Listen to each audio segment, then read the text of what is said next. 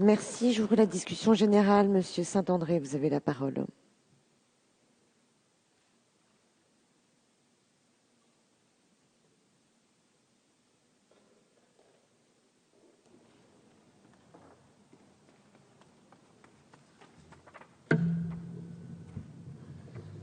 Madame la Présidente, Madame la Ministre, Monsieur le rapporteur, mes chers collègues, nous arrivons aujourd'hui à la fin du processus législatif tendant à adopter cette proposition de loi.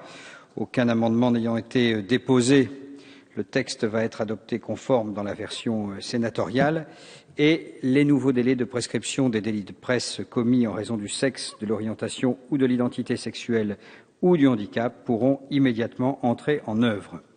Je citerai ici mon excellent collègue sénateur Yvon Collin, qui était intervenu le 7 février dernier en séance publique. La loi du 29 juillet 1881 fait partie de ces grandes lois de progrès social et de liberté votées par le Parlement de la Troisième République qui ont fondé le pacte républicain dont nous sommes aujourd'hui à la fois les bénéficiaires et les dépositaires. Les radicaux, toujours profondément attachés à la liberté d'expression, ont de toute éternité fait entendre haut les valeurs de liberté et de tolérance.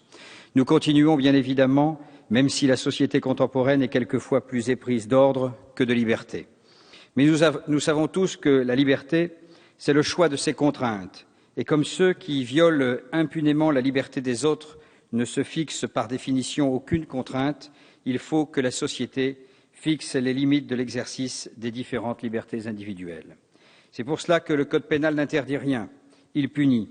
Quand il s'agit d'interdire pour préserver l'ordre public, la police administrative est là, comme l'exemple du cas de M. Mbala l'a récemment illustré. Les délits de presse, tels qu'ils sont définis dans notre législation, forment une limite raisonnable à la liberté d'expression dans la société qui est la nôtre. Ces délits, comme toutes les infractions au nom du principe de sécurité juridique, doivent pouvoir être prescrits.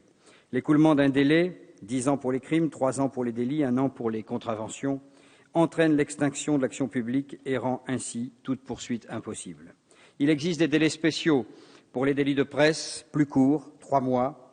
Ce délai vise évidemment à préserver la liberté de la presse tout en sachant que ce délai peut être interrompu par des actes de poursuite ou d'instruction.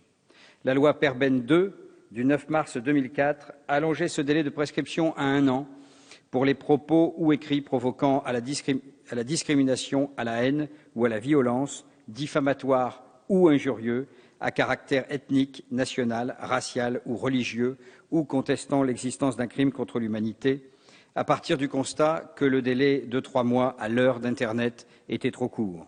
Il s'agit, avec la proposition de loi qui nous est soumise, d'appliquer le même délai aux insultes liées à l'orientation sexuelle ou au handicap. L'allongement du délai de prescription à 1 an, fruit de la loi Perben II, avait fait l'objet d'une question prioritaire de constitutionnalité, rendue par le Conseil constitutionnel le 12 avril 2013. QPC, transmise par la Cour de cassation et déposée au nom du principe d'égalité devant la loi.